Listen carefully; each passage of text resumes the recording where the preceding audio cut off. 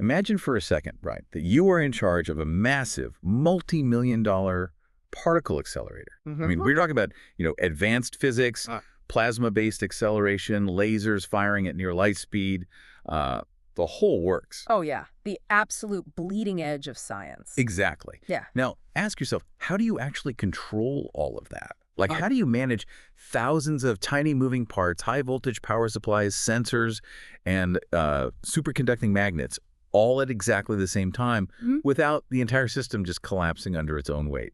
It is a monumental engineering challenge. And frankly, it's kind of a miracle these facilities run as smoothly as they do, Right.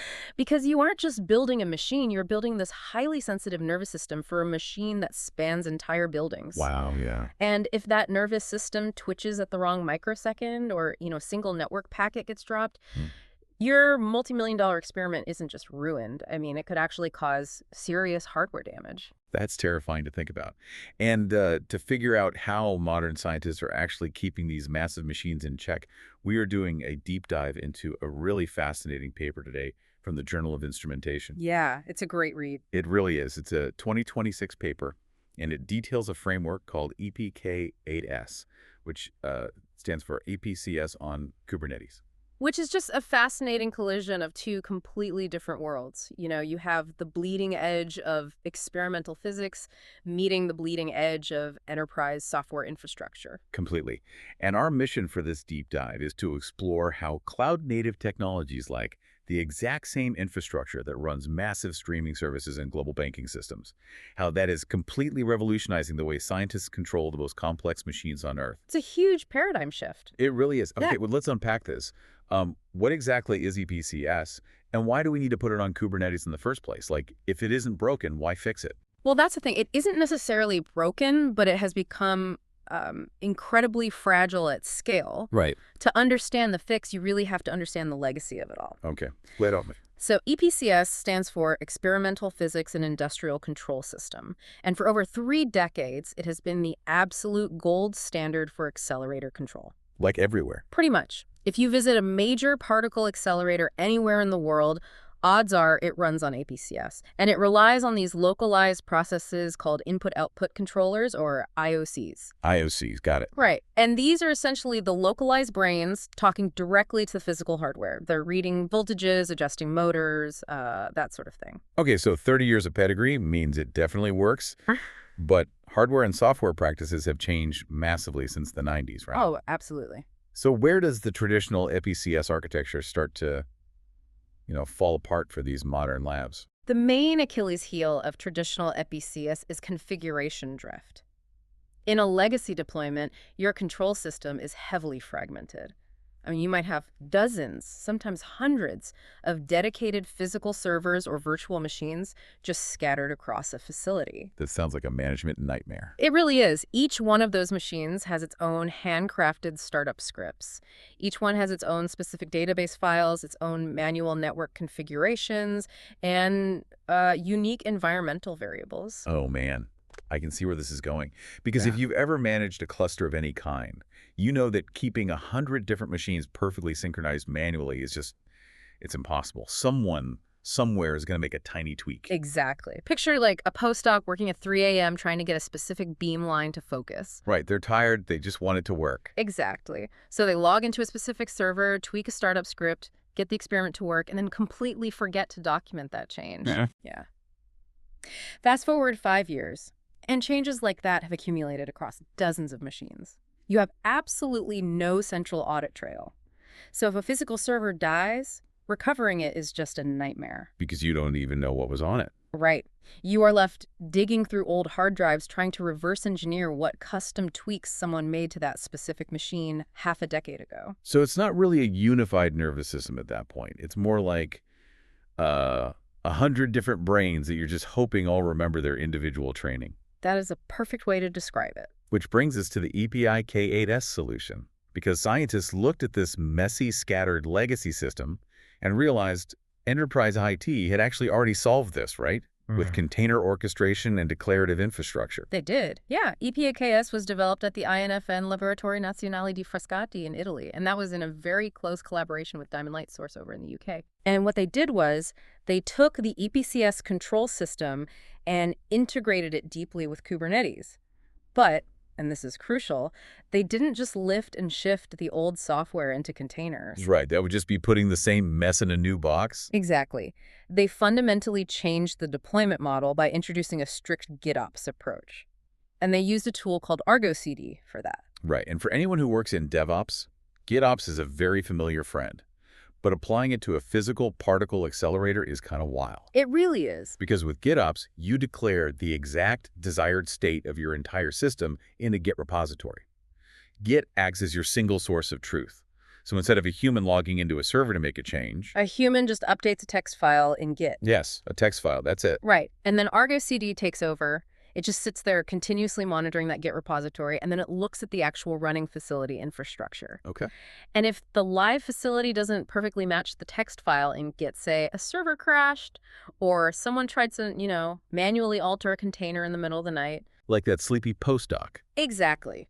ArgoCD automatically forces the infrastructure to update. It kills the rogue processes and spins up new ones until the facility perfectly mirrors the repository.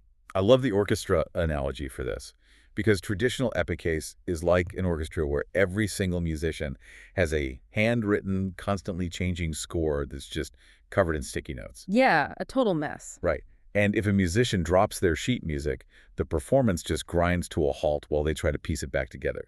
But epik8s is like having a digital conductor where every musician's tablet is perfectly synced to a master file. That's a really good way to put it. If a tablet breaks, you don't panic. You just hand a new one, it syncs instantly to the master score, and the music just never stops. What's fascinating here is the sheer level of accountability this introduces to big science. Because the entire state of the facility is stored in a Git repository, you get a perfect cryptographic audit trail completely for free. Oh, wow. I didn't even think about that. Yeah.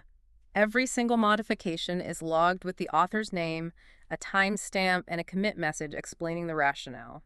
So no more mystery 3 a.m. tweaks. None. If an operator pushes an update that accidentally brings down a beamline, you don't have to scramble across 10 different servers trying to hunt down the bad code. You just execute a git revert command. And it just goes back. Instantly. ArgoCD sees the change, and within seconds, it rolls the entire facility back to the last known working state. That alone must take years of stress off facility managers. I mean, just knowing you have an undo button for a particle accelerator. Absolutely. But this leads me to a practical problem. Syncing everything digitally sounds great in theory, but accelerators have hundreds of thousands of parameters. If I'm an operator, I type into this Git repository. But how do you actually compress an entire nuclear physics experiment settings into something a human being can read, write, and manage without their eyes just totally glazing over? Yeah, that is a huge hurdle, and this is where the framework introduces its core structural innovation. It's called the single-file configuration principle. Single file, okay. Right. Instead of spreading settings across countless scattered files and directories, an entire beamline-like every single IOC instance, every supporting service, every network parameter is declared in one single text file called values.yaml. Wait. If an operator only writes into one simple YAML file, aren't they losing the deep granularity that a particle physicist might actually want? Like, the machine needs thousands of complex instructions, right? Where's the actual translation happening? You hit on the exact tension the developers had to solve there. You want human simplicity, but the hardware demands extreme complexity. Right. So they bridge that gap with a really brilliant three-tier architecture. Tier 1 is that highly compressed, human-readable values.yaml file you mentioned. Okay, the simple one. Yep. Then Tier 2 is a Jinja2 templating layer. It's specifically a library called IBEK templates. And Tier 3 is the machine-generated IBEK YAML, which is the massive, verbose configuration that actually boots up the epik8s IOC at runtime. Okay, so let's trace a command through those 3 tiers to make it concrete. Say, I need to configure a piece of hardware. How does my simple text become complex machine instructions? Let's use a motor controller as an example. Say you are installing a specialized motor controller that manages 10 different axes of movement for a target array. Sounds complicated. It is physically, but in the values.yaml file tier 1, the human operator only has to write about 20 lines of simple text. You just declare the device exists, give it an IP address, and assign its basic physical limits. Oh, wow. So no memory addresses, no low-level polling frequencies. Yeah. Just the high-level intent of what you want it to do. Exactly. Then, when the Kubernetes container starts up, tier 2 kicks in. The Jinja 2 templating engine reads those 20 lines and recognizes the specific class of device. And the template already knows the internal wiring of that specific hardware model, the default polling parameters, and the specific database entity types required by epik8s. So it does the heavy lifting. It really does. It dynamically translates those 20 lines of intent into over 200 lines of complex, low-level IBEK entity definitions. That's tier 3. That is so clever. So the values.yaml file is essentially like a customer at a restaurant ordering a cheeseburger. That's the 20 lines. Right. You don't tell the waiter how to grind the beef or what temperature to set the grill to or how long to bake the bun. The Jinja 2 template is the kitchen's massive 200-step recipe manual for how to actually cook it. The operator just orders the burger, and the system executes the recipe flawlessly. That's exactly it. And that separation of concerns is just critical for facility safety. In traditional setups, operators would frequently copy and paste massive chunks of startup scripts from one IOC to another. Oh, which is always a recipe for disaster. Always. They might change the IP address, but completely forget to change a single obscure variable deep in the low-level code. And that tiny oversight could cause a catastrophic hardware clash hours or even days later. Yeah. But with epik8s, you never touch the complex recipe. You only ever define the high-level intent. Which also drastically lowers the barrier to entry for new technicians, I'd imagine. But what if they order the wrong thing? Like, what if someone puts a letter where a number should be, or requests a motor speed that is physically impossible for that specific hardware? That brings us to another built-in safety net. It's called JSON schema validation. Okay, how does that work? As the operator is typing their 20 lines into the code editor, the system is cross-referencing their inputs against the schema in real time. Oh, so it checks as you type. Right. If they make a syntax error or enter a parameter that violates the physical constraints of that specific motor class, the editor throws an error immediately. It catches the human mistake before the code is even committed to Git. Oh, that's huge. Meaning a bad configuration can never even reach ArgoCD, let alone the actual accelerator hardware. Exactly. It stops it at the source. Okay, so the architecture is elegant, it's fully auditable, and it actively prevents human error. But we need to look at the physical realities of physics experiments. We are talking about accelerators that rely on microsecond timing here. Right, the speed factor. Yeah. Doesn't adding all these Kubernetes containers, virtual network interfaces, and templating engines introduce unacceptable latency? I mean, if you're running a web server, a few milliseconds of lag is nothing. But if you're steering a high-energy laser, lag seems terrifying. That was actually the primary skepticism from the physics community, and the researchers knew they had to prove the system's speed rigorously. So they tested it. Heavily. They didn't just run synthetic benchmarks on idle servers either. They ran real-world channel access, or CA, latency ping tests on live production clusters, while those systems were actively serving normal control workloads. Okay, let's look at the numbers then. How much lag does the containerization actually add compared to the old bare metal approach? The container itself adds almost zero overhead. Really? Yeah. When they measured a baseline bare metal deployment and compared it to an external to Kubernetes scenario, which is where a client outside the cluster talks directly to a containerized pod, the Kubernetes runtime isolation added a negligible 0.1 milliseconds of latency. Wow. Just 0.1 milliseconds. So the container boundary is essentially transparent at that point. Basically, yeah. But what about when these pods need to talk to each other across different physical servers within the cluster? Because that requires a network overlay, right? Yes, and that is where the architecture requires serious network engineering. Pod-to-pod communication relies on a container network interface, or CNI, and the paper highlights a massive difference based on how that CNI is configured. Okay. At the INFN cluster in Italy, they initially used a CNI called Canal with VXLAN encapsulation. And VXLAN basically wraps the internal network packets in an extra layer of routing information so they can travel across the physical network. Correct. It uses UDP encapsulation. But because their cluster was under heavy production load, thousands of epik8s process variables were constantly broadcasting. It's a lot of traffic. A ton. All these pods were competing for the same network tracking tables in the Linux kernel of the host server. And this created a bottleneck known as contract contention. Uh-oh. And what did that contention do to the actual latency? Well, the median latency remained excellent, around 1.3 milliseconds, but they observed severe tail spikes. In the 99th percentile of their tests, the latency spiked all the way up to 28.55 milliseconds. Okay, here's where it gets really interesting. Because if I'm playing a multiplayer video game, I absolutely notice a 30 millisecond lag spike. Right, you'd be rubber banding all over the place. Exactly. If I'm steering a particle beam, 28 milliseconds sounds like an eternity. Is that actually acceptable for a high-tech accelerator, or is that like a critical failure of the framework? It sounds incredibly alarming out of context, for sure, but we have to look at the actual soft real-time budgets of these specific supervisory control systems. Okay, break that down. The systems managed by epik8s are not the hard real-time interlocks that prevent immediate physical destruction. Those supercritical safety systems are usually handled by dedicated FPGAs at the hardware level. epik8s handles the supervisory layer. Ah, I see.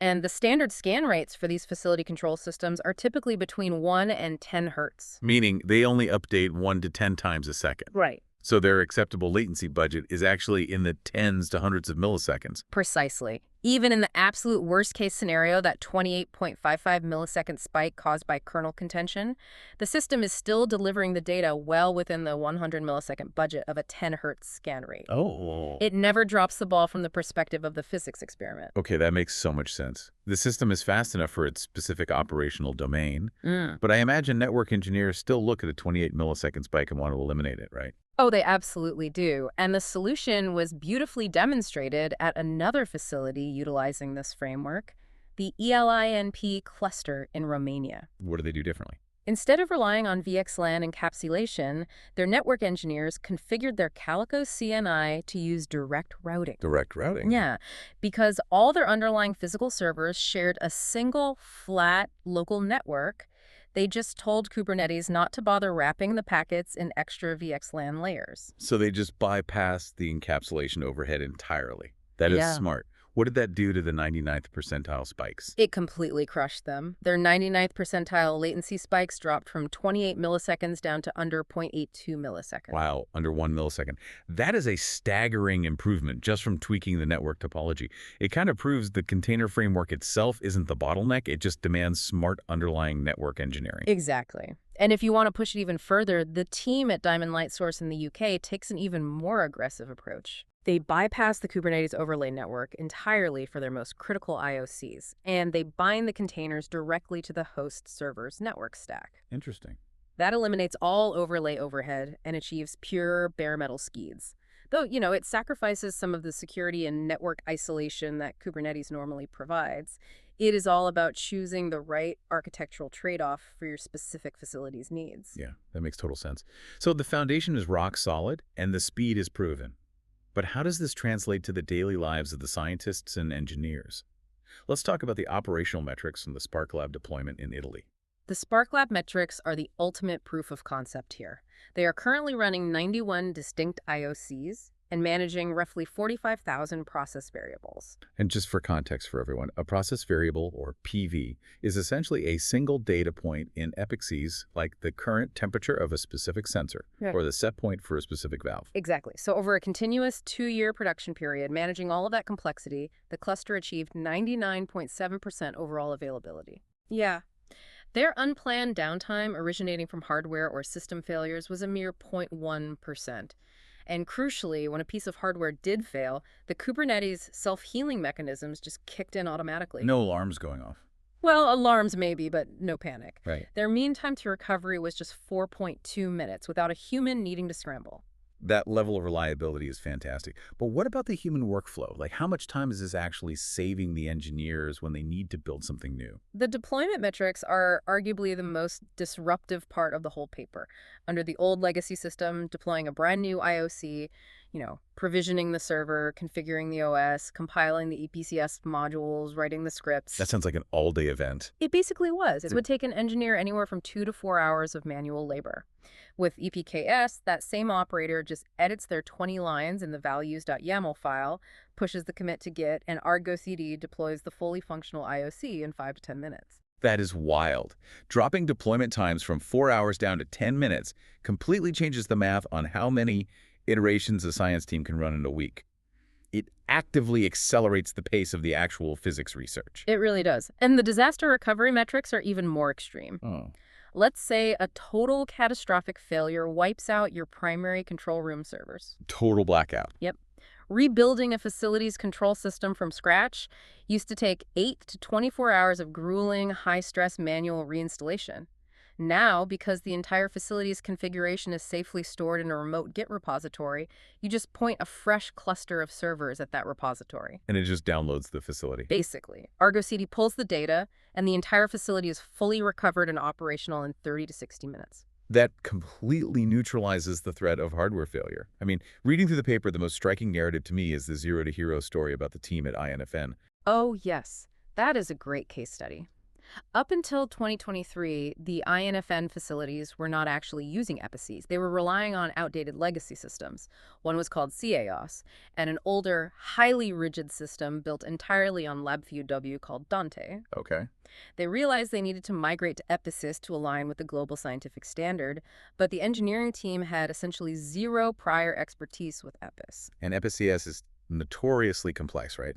Learning the intricacies of the makefiles, the database records, and the hardware integration usually takes years of specialized training. It is a massive learning curve. But because epik8s abstracts all of that low-level complexity behind the human-readable values.yaml file and the Jinja 2 templates, this small team of just 3 engineers was able to transition these massive, sprawling facilities to a fully operational epik8s deployment in under 2 years. To 3 people. 3 people. The Kubernetes framework essentially acted as a turnkey solution, allowing them to skip years of painful trial and error. That is a huge testament to the user experience. But I do have a logistical question about how far this abstraction can really go. You mentioned the ELI-NP facility in Romania, which is the world's most advanced gamma ray source. Yes, producing gamma ray beams with unprecedented intensity for nuclear physics research. They are using epik8s to manage 89 IOCs and 78,000 process variables. Right. But the truly wild part is that ELI-NP is being managed almost completely remotely, right? That is the power of GitOps in action. Because all configuration changes are made exclusively through text commits to a central Git repository, the INFN team in Italy is actively supporting and managing the Romanian facility's control system from across the continent. That's crazy. When new hardware is added or a configuration needs tweaking, they just push a commit via VPN. The local cluster in Bucharest pulls the update and configures itself. No one from Italy needs to physically touch a server rack in Romania. Okay, but let me push back on that remote cloud-native dream for a second. So, if everything is floating around in a cloud container, what happens when you have a piece of old, highly specialized hardware? Like, say you have a custom-built PCIe digitizer card physically jammed into a specific immovable server rack in Bucharest. right. You can't put a physical PCIe card inside a digital container. Does epik8s just force you to abandon that legacy hardware? That is a great point. And if we connect this to the bigger picture, the developers brilliantly anticipated this exact hybrid infrastructure problem. They created something called the host proxy IOC pattern. Host proxy, how does that work? When a piece of physical hardware cannot be moved or virtualized into the cluster, Kubernetes spins up a pod that essentially acts as a remote proxy commander. This pod uses an SSH tunnel to connect directly to the physical bare metal machine holding that legacy hardware. Ah, so the container reaches out of the cloud ecosystem and takes direct control of the physical server's terminal. Exactly. The Kubernetes pod pushes the necessary configuration files over SSH, executes the startup commands, and continuously monitors the health of the process on that physical server. Oh, that's brilliant. You get all the massive benefits of the GitOps workflow, like the version control, the automated deployment, the single file configuration, without sacrificing your access to essential, localized legacy hardware. Wow. To the operator, updating the values.yaml file, a cloud container, and a physical host proxy look completely identical. It integrates the physical and the virtual just seamlessly. Yeah. So what does this all mean? We've spent this time talking about particle accelerators and gamma ray sources, but the implications here stretch far beyond physics, right? Oh, absolutely. If you are listening to this and you manage any kind of complex system, whether it's enterprise IT infrastructure, a massive global logistics network, or even just a tech startup trying to scale rapidly without breaking things, the principles we've discussed are universally applicable. Completely agree. Shifting to a declarative GitOps model, maintaining a strict single source of truth configuration, and leveraging self-healing architectures can reduce human error to almost zero. I mean, it saves thousands of hours of manual debugging. The cross-disciplinary applications are definitely there. The operational efficiency is undeniable. But looking closely at how these physicists have actually applied it, this raises an important question. Yeah. If a team of just 3 engineers with 0 prior epik8s experience can use this framework to remotely control the world's most advanced nuclear physics facility across an entire continent, Right. are we approaching an era where the massive hardware of big science is completely decoupled from the human operators in the room? With latency bottlenecks solved and hardware abstracted, could the next massive international space array, or, say, the next generation fusion reactor, be run entirely by a distributed team working from laptops and coffee shops? Man, it is a wild thought to end on. You have this towering, multi-million-dollar machine humming with high voltage and microsecond precision, and the entire thing is being orchestrated by a single text file syncing silently in the cloud. It completely redefines what it means to be at the controls.